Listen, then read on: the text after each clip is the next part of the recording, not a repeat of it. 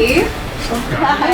Hi. I've listened to all of your episodes on here. You guys bleep it out. Oh, I didn't realize we bleeped like beep, beep, beep, yeah. beep. Okay. Yeah. Well, I didn't realize that. You're not selling fitness. I tell trainers that all the time. You're not selling fitness. You're selling energy. I'm 150 years old, and I worked out this morning, and I was giddy because I had a great workout. And I think as a trainer, you should do that for the people's exercise you program. What do the 1%ers do, especially in LA, especially in Hollywood? The people that you're saying, well, if I had what they had, I would do what they did. You wouldn't. Oh, well, what else is she doing? She's got all day to work out. No, she doesn't have all day to work out. What's the hack? The hack is hard work, dude. That's the hack. Yeah. Your mom would walk into my gym without looking, without taking inventory of who was there. She would go, may I do my Kris Jenner impression? Yes. Good morning, mother. She just walked through the gym. And that's how she lit it up every day. And I love it because that matches the energy I have. And I love having somebody in there with that.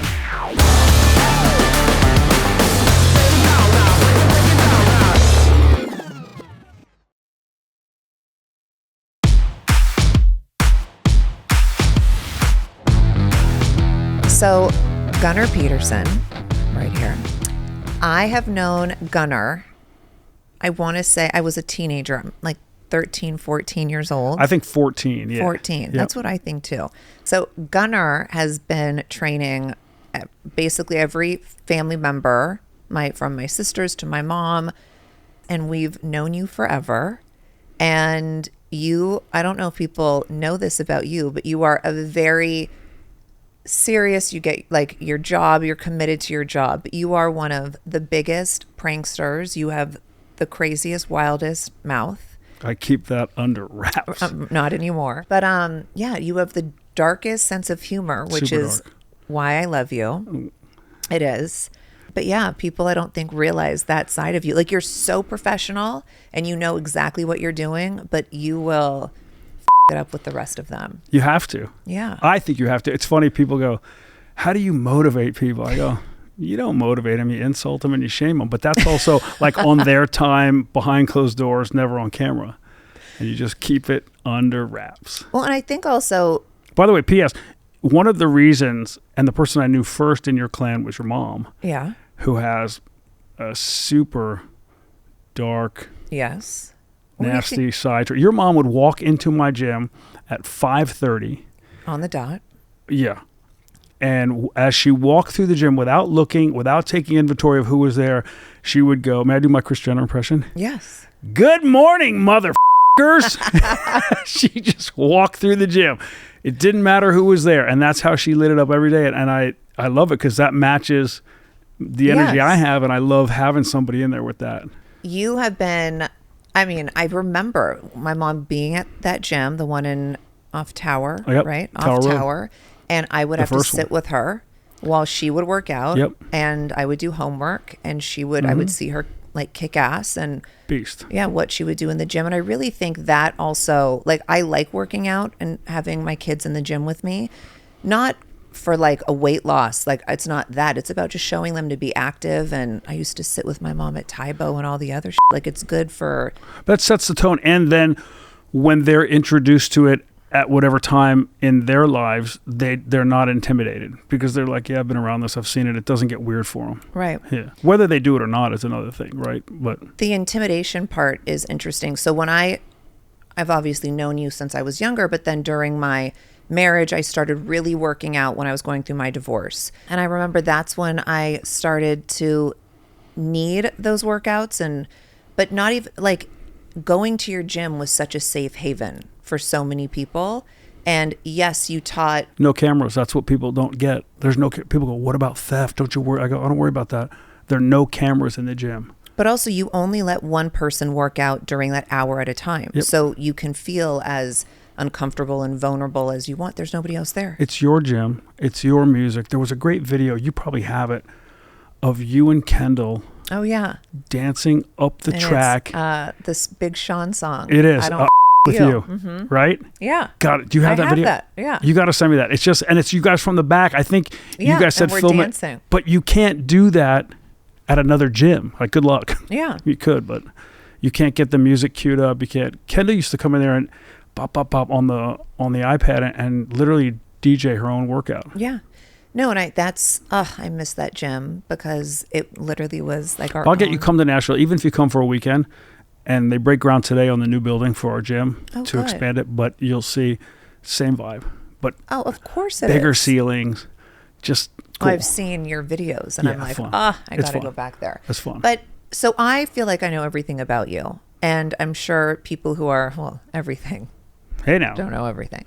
We'll leave that for Jess, your wife. But yeah, I want you to tell people like how you got into this, because I don't, like, you went to Duke. You know everything about the human body, literally everything, which is always so fascinating to me, because you're not just a trainer. Like, workout things. If I'm like, oh, my left leg is hurting, you will know exactly what muscle. I mean, you got to stay on top of the field. That's where some trainers, they don't get it. They think, oh, I know basic programming and 3 sets of 10 kind of stuff. Great, but there's a lot more that goes into it than that. And then you get the trainers who talk about, well, you're a therapist. Like, you're not a therapist, bro. And you're definitely not a trained therapist. So you should leave that out of the equation and let people come to their own decisions. You just have to create a space where the person feels comfortable talking. Most people are going to solve their own problems anyway. And you're definitely not in a position as a trainer to give advice on that. Or you should leave your husband. Are you crazy? You can't do that, because then if they don't, then You feel like the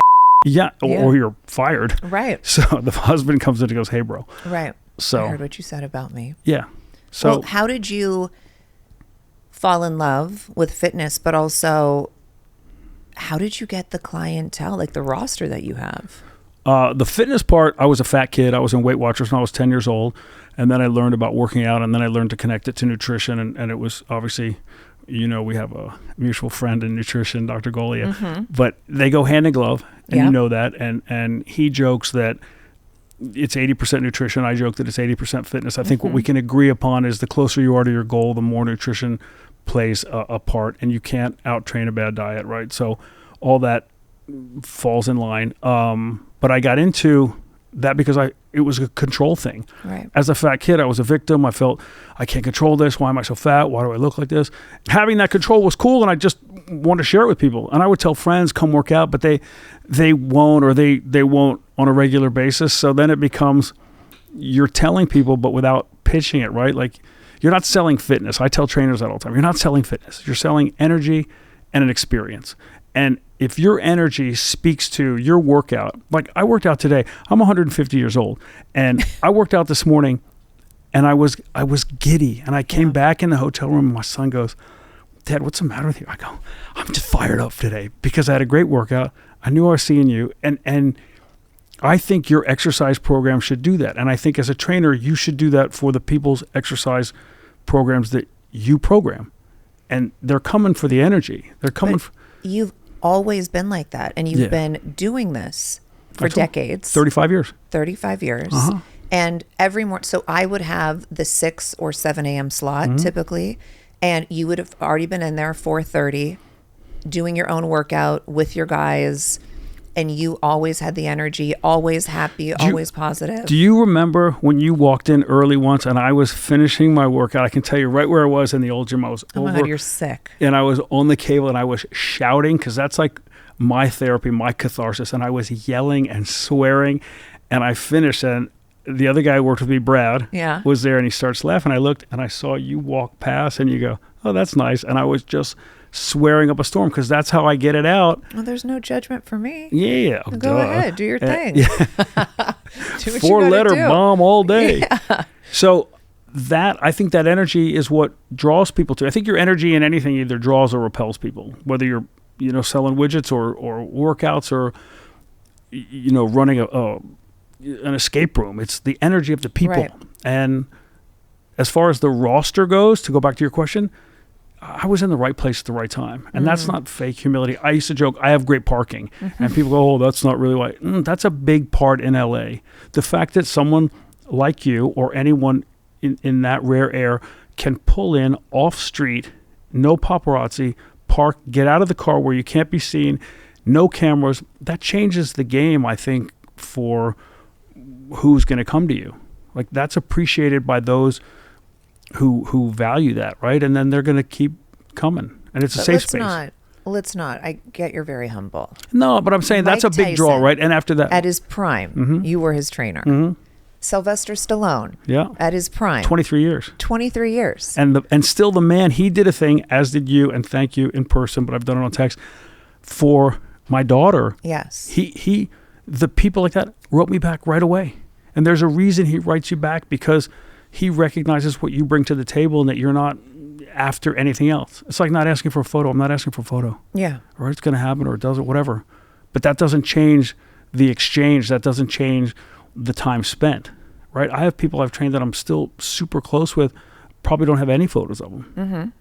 But that's fine. Oh no, your wall. I love, so Gunnar's gym, which we have to throw out photos of your gym. The LA one, the Tennessee one, whatever. They're insane. And the ceiling quilted in jerseys. Oh, everybody. Super fun. If I promise you, even if it's a one-off workout, I promise you, you've trained anybody and everybody, whether it be from celebrity to CEO to athlete, and everyone only has great things to say about you. You are. But you deliver on that level. If they know you outside of the gym, maybe they go, he's a But you try, like, you're coming for a workout. It should be fun. You're bringing time, energy, money, whatever to that. You want to leave with a perception of value. I mean, your gym is fun. I miss it. It's Good such energy. great energy. My gym is emulated off of your gym. Love that. Like, I have the turf in the middle. Yep. I don't have the yellow, but I have the turf in the middle. So the new gym has a block that's black and yellow and a block that's red, white, and blue. And it just makes it fun, which I had kind of in the old gym. The downstairs was morphed into red, white, and blue. Starting that. Pirates and Patriots. I still have one workout bench that's yours. It has your signature on it. Do you remember you gave me that? Yeah. I still love that. So it's one thing that's reminiscent of yours. Talk about how you went from being a production assistant to now doing what you're doing, because I think it's fascinating. So I was walking out of a gym. I used to train early morning before the job, and a dude asked me if he could work out with me. And I was like, and the kid I was training with, early morning training partners, as you know, are hard to come by and they're hard to be consistent. And the kid had not shown up. So I worked out by myself. And as I'm leaving the gym, this guy asked me to train. And I was kind of like, sure. And I said, but I go early. And he goes, no problem. And then he said, what do you charge? And I was like, let me get back to you on that. Wow. Yeah, because I wasn't a trainer. And then I played cat and mouse training him in a gym as a non-employee, but training him. And then trained a buddy of his. And then I started training a woman in the evening. So I do 2 people in the morning and then go to the regular job, production assistant, and then go into the gym for my own workout at night. Oh my God. And then a woman started training, and then I started looking at it and I go, I'm making more money training 3 people 3 times a week than I'm making for a full week in a regular job. Right. And I quit the job.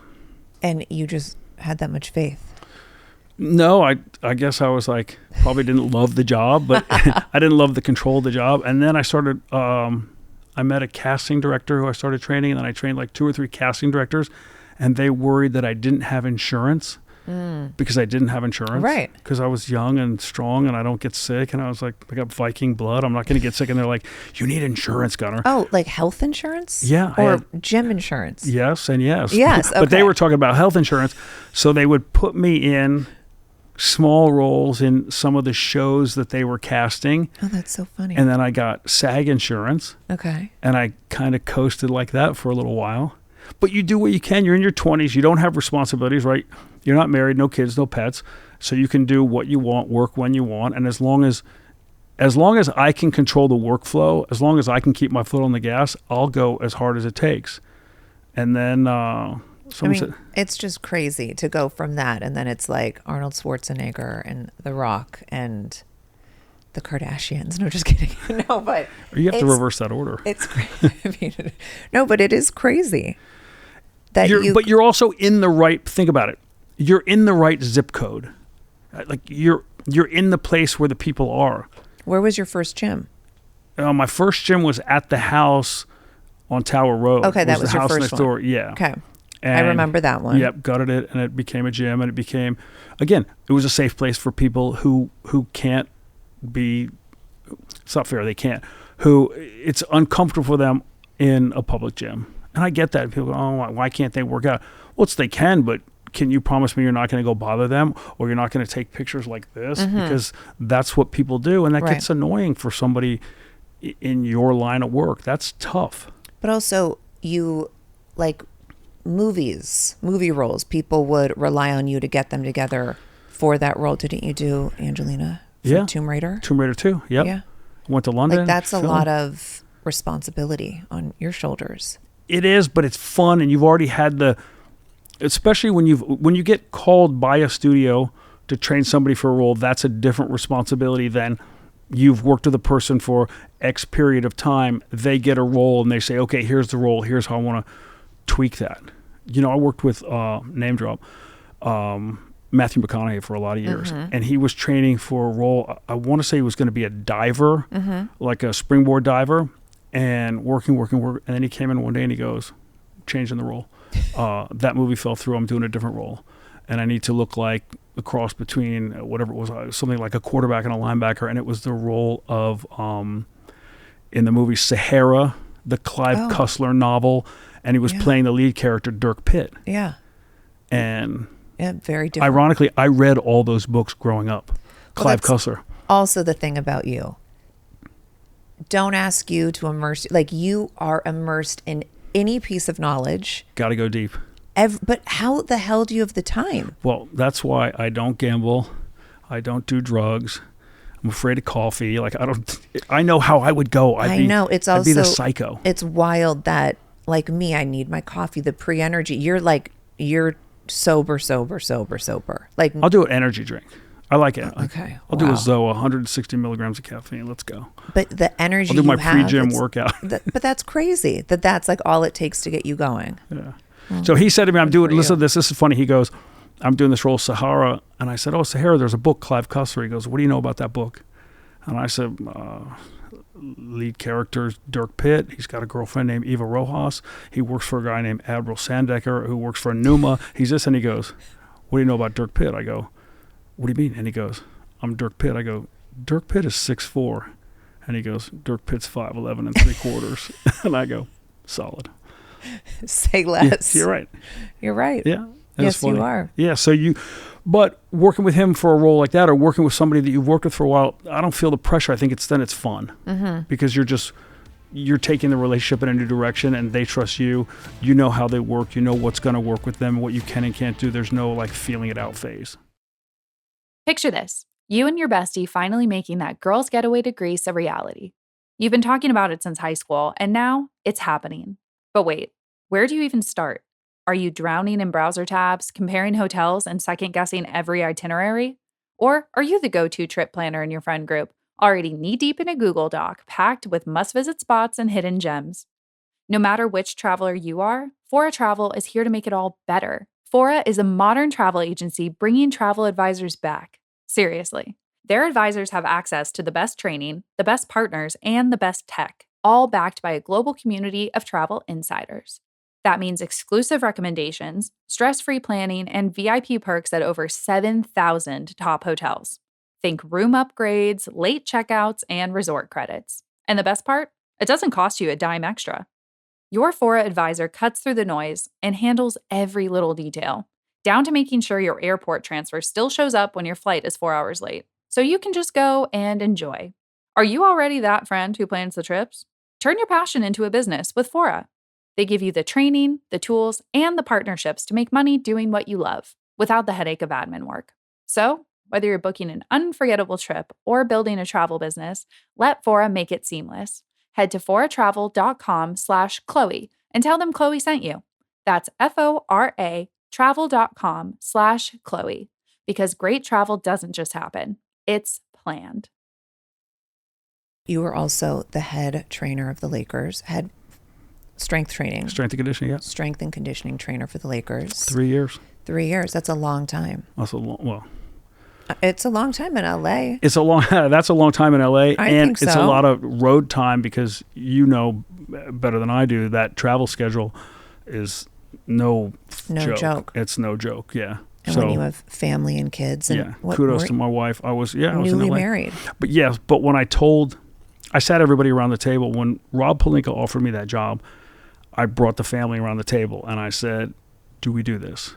And they all said yes. And I go, but hang on. You got to think. It means like Christmas morning, I might not be here. We could be on the road. It means because they're the Lakers. They play every major holiday. Every holiday. Yep. And I said, and may not be here for games of this. I may miss this. And they all go, that's fine. Take the job. So I had their blessing, so it's easier to do. And then when we won in 2020, my wife goes, why do you want to go back? And I was like, it's fun. It's awesome. I work with great people. She's like, babe, come on. You want a ring. Like, don't kid yourself. But it came to a natural end, and things changed. It's a great organization, great people, as you know. But, things change and you move on. Yeah. But nothing but love for those guys, and they crushed it. I mean, there's a work ethic down there that's sick, which is why they are who they are. Speaking of your family, so you have three sets. You have 3 kids from your first marriage. Yep.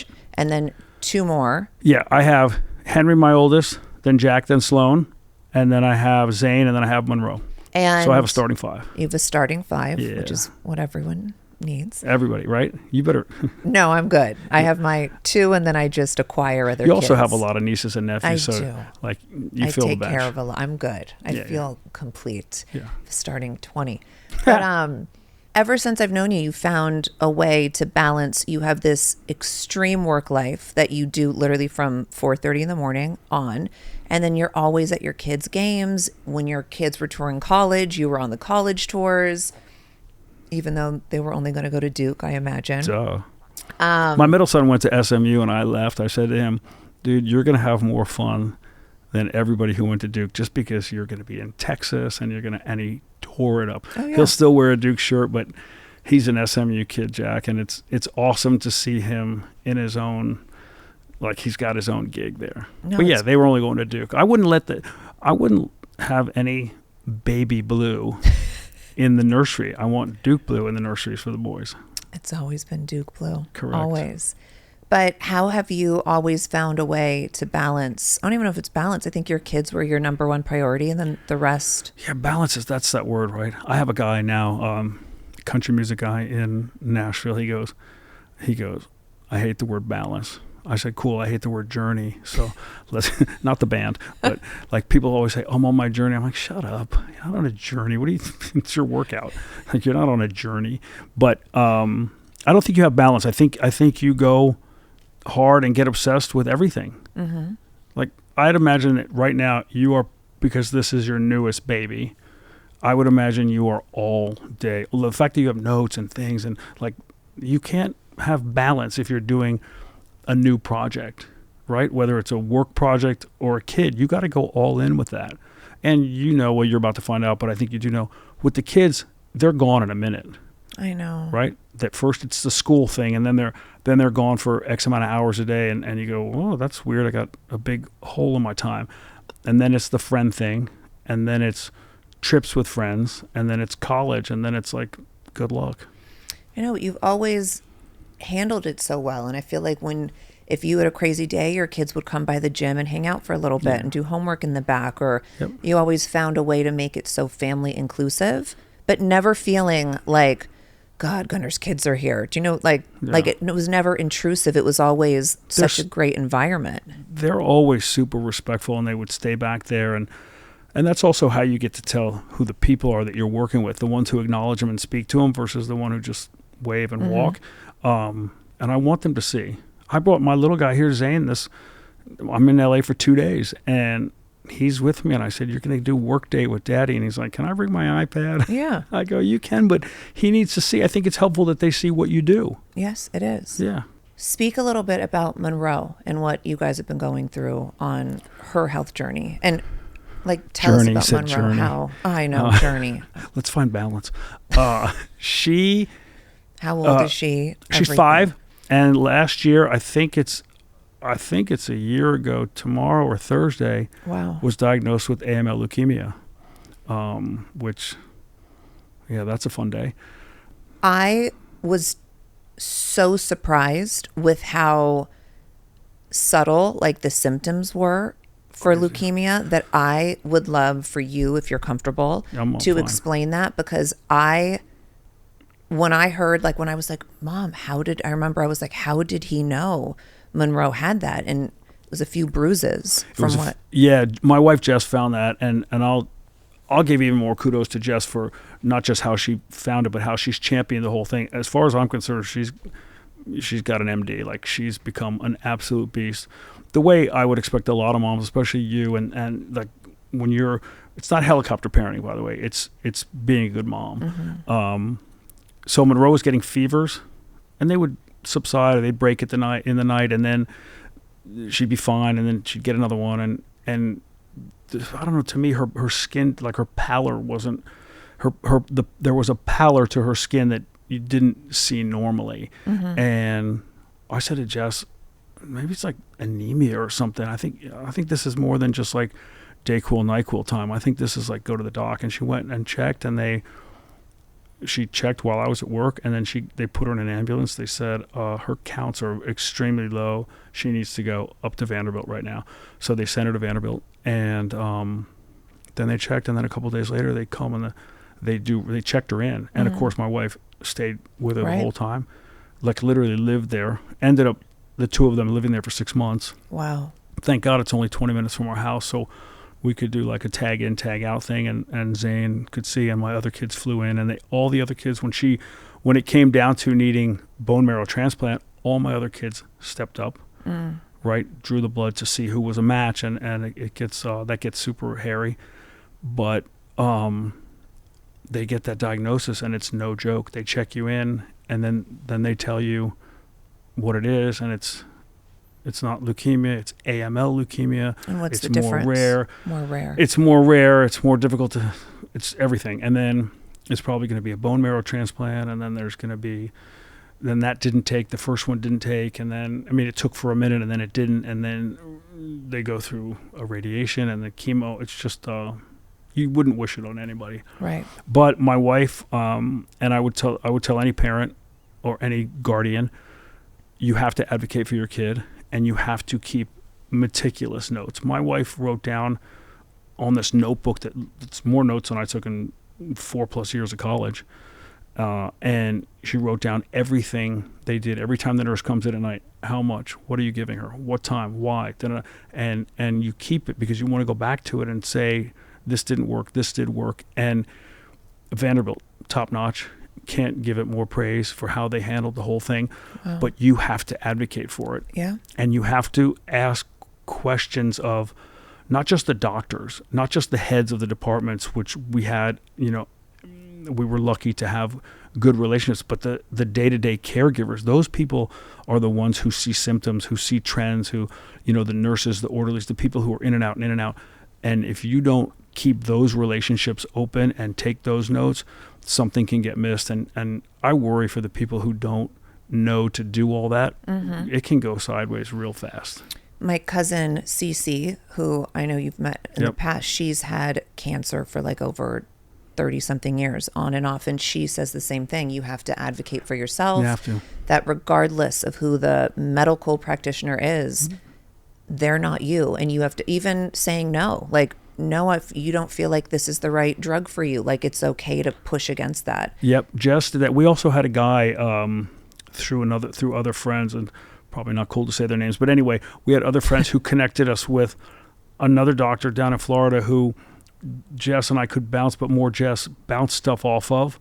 But I was on all the emails, all the texts, so I'd read it, and Jess was just on it, and without his being like a sounding board and giving advice, and he never contradicted or countered anything, but he said, ask about this or what about this.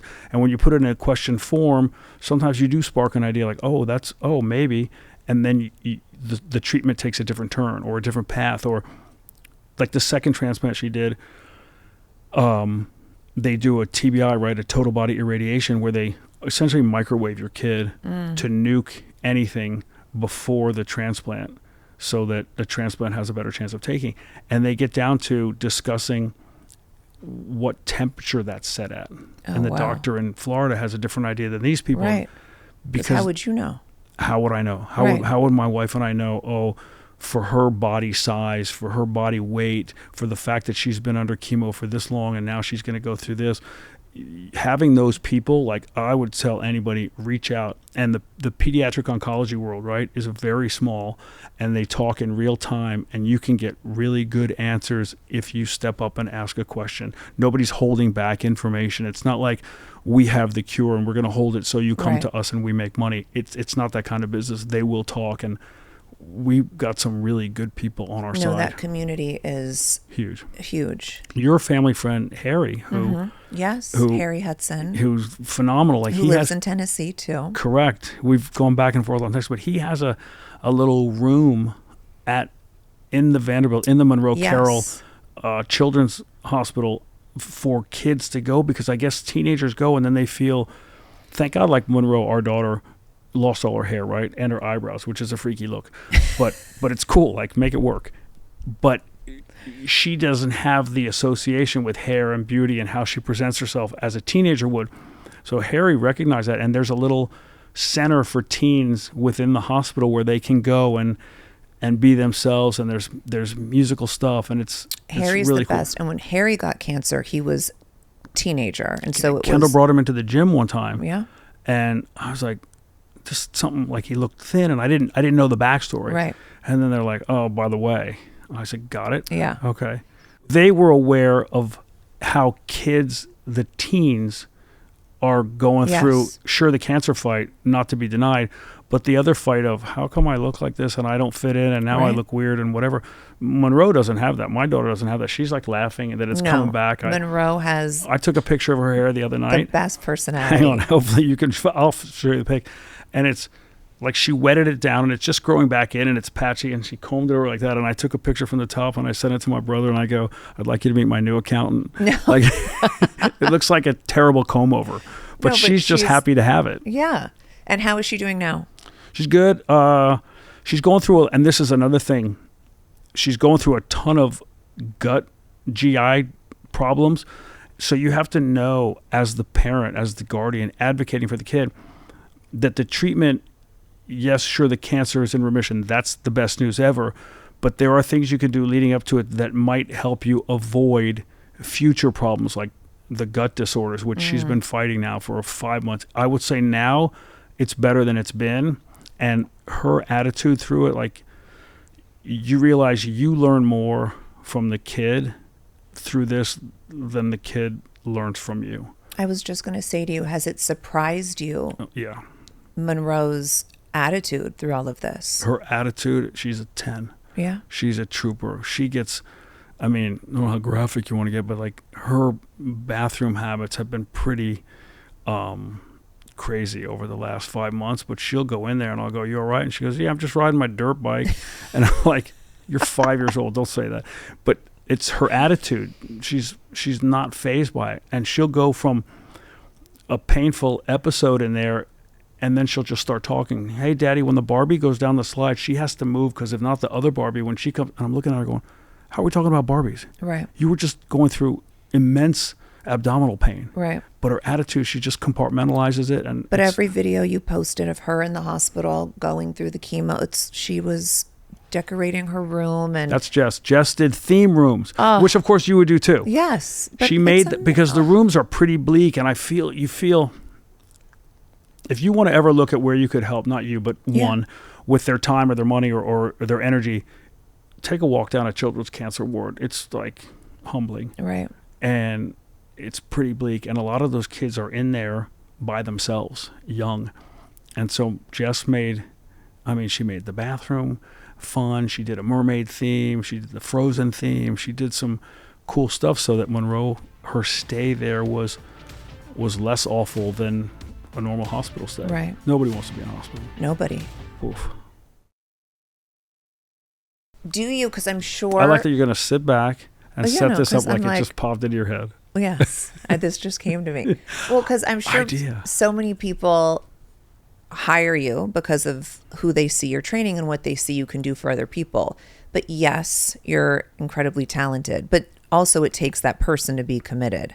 Right? Yeah. And so is there anybody, you don't have to say names, but do you have a lot of clients that you mainly, like, you know they're not committed, so you would rather sort of break up with them so you could use that hour towards someone that's Great exciting? question. And I'll tell you this. in the beginning of doing this 35 years ago, when I had people, and you could feel that, right? When you feel the reluctance or the pushback, my thought at the time, younger, gung-ho, passionate, excited to share it, was I'm going to make this person fall in love with their time with me and fall in love with fitness. And I would make that would become my cause célèbre. I wanted that. I wanted them to just love it. And when they get it, that's like a huge victory. Now, if I feel any pushback, I just go, hey, Wednesday I'm slammed, but I have these two guys here, Colin and Adam. They're great.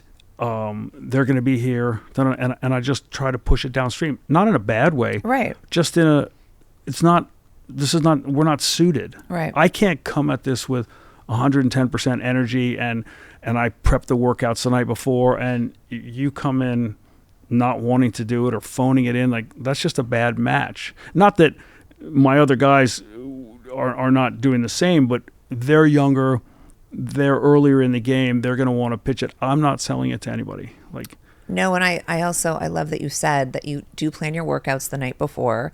You're old school. So I'm old school. Like, whenever someone sends me like something about, let's just say I'm interviewing you, they'll be like, oh, here, we printed this out for you because I don't want to read it on my phone. I want a tangible piece of paper. And I know with your workouts, you have it tangibly printed out. You hang it on the wall or take it around with you so you know what workouts we're doing. Yeah. But talk us through. I had an NFL quarterback who took it once at the end of the workout and he wrote on it, "You don't phase me." And he crumbled it up and he threw it like that. And then I go, "You spelled phase wrong." No. Well, football player. You know. But I love how methodical you are with your workouts and how you plan it the night before. And you do that for each client. And talk about that. It's a system. I joke with my 9-year-old son, like last night we got to the hotel and I said, I want you to open your suitcase and line your clothes up for how you're going to put them on tomorrow. I said, because when I get back from the gym, I want you to be bang, bang, bang, ready to roll. God. And he goes, but I know they're in the suitcase. So and I said, crazy. Dude, it's not going to work like that. You have to have a system. If you don't have a system, you're going to be slow on the draw. So I'm the same with the workouts.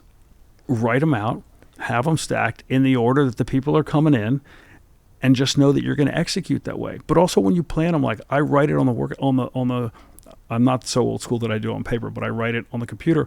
But I pull up what we've done. I know the date. I know what your short-term, long-term goal is. How are we going to set that up? What you've done in between, if anything. And you got to prepare it like that. Just destroying somebody in a workout is such a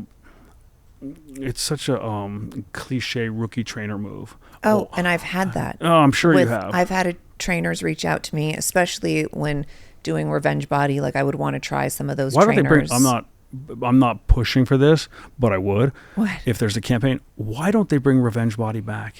It was so fun. It was and fun. It holds up, and you made some great changes in people's lives, and you also exposed some people who, well, if I had a trainer, if I had a chef, you're like, no, bro, you wouldn't. You wouldn't. And it wasn't about taking people out of their comfort zone. It was about, this is still your daily life.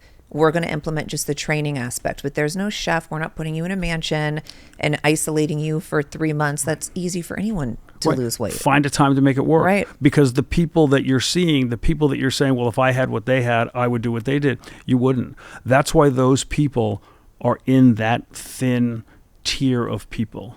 And I think that is a thin tier of people, especially in LA, especially in Hollywood. Oh, well, what else is she doing? She's got all day to work out. No, she doesn't have all day to work out. That's why, like you said, you're there 6, 7 in the morning. You drive in, you park, you do the workout, and then you make good conscious choices the other 23 hours of the day, whether it's food, alcohol, drugs, sleep, recovery, stress management, whatever it is. You're doing all the right things that support the workout, or the workout supports those good choices. People won't do that. And that, to me, is the thrust of the show. Here's the body you claim you want for whatever your personal issue you're going through, the revenge you wanted to get, right, thematically. Mm-hmm. And then you didn't even do it. And we provided it, and we found a way to fit it in your life, and you dropped the ball. Right. I know everyone is always looking for the new fitness trend, and I want to know if there's one that you love right now and one that you wish would disappear. again, Pollyanna, I think you can pull something good from everything. I think everything starts because of something good or something beneficial. I think sometimes you want something to be the end all be all. I don't think that's necessarily the case. I think the one thing, like, hard work never goes out of style, and I know that's not a workout type, No, but yeah. in fact it is a style of working out. Whatever you're doing, work hard. I think when people just use their step count as their like fitness North Star, I go, well, that's cool, but there's a lot more. So I'm not saying I want the step count zealots to go away, but I am saying that's great that you've got the step count, on lock, but you should add to that. And I think more and more studies come out about resistance training, and you and your family members get that. Resistance can be anything, right? It can be body weight, it can be water, it can be pneumatic, it can be weights, it can be cables. There's so many different ways to implement an exterior load to the body, but you need that, and especially women need that. You're not going to bulk up. You don't have enough testosterone to bulk up unless you're eating above and beyond calories you're burning, and nobody wants to hear that, but you're not going to bulk up. Something that I've always taken away from you, and I reference it because I remember, I think it was the bike I was on, and I was like, ugh. Bike makes my legs big. And I rolled my eyes, and you were like, what? And I was like, I fucking hate the bike. And you were like, okay, so let's do another piece of cardio. Right. And I was like, wait, I didn't have to argue with you? Like, I was thinking, I didn't say that, but I'm like, oh, you're like, well, I don't want you to hate it here. And there's 20 other options of cardio. So which one do you want to do? Yeah, you used to get people who say, I bought a treadmill. I mean, I hate running, but I read the thing where that burns the most calories. I'm like, why would you buy that? You just said you hate it. Yeah. You're not going to grow to love it. Probably not. You might, but I doubt it.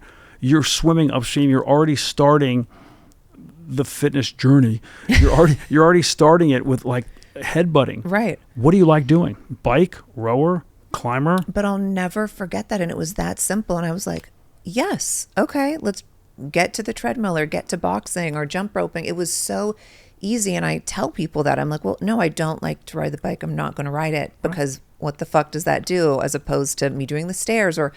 And you used to be on the ARC trainer.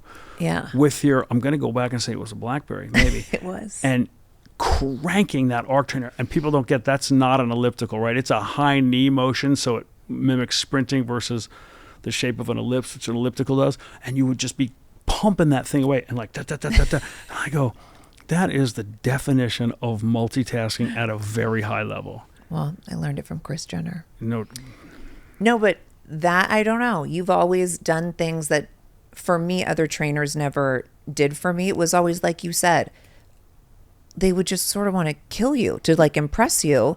And it's not to impress you. It's, first of all, they talk about it. I crushed her. She won't walk tomorrow. I wouldn't call them back. Yeah. I'd be like, and I would say, you. If she doesn't walk tomorrow, she's probably not walking back here. Nope. And she's going to tell people. And that's not a badge of honor for her or for you. That's a hindrance to her fitness program, to her progress. You got to ease into it. God, I have a guy now. More people would understand that. I have a guy now who I started working with. He lives in New Jersey. He's overweight. He reached out. He came in, and I go, you got to find a way. First thing ever is to fit it in your schedule. Mm-hmm. How do you fit it in your schedule? That's what most people say, I don't have time.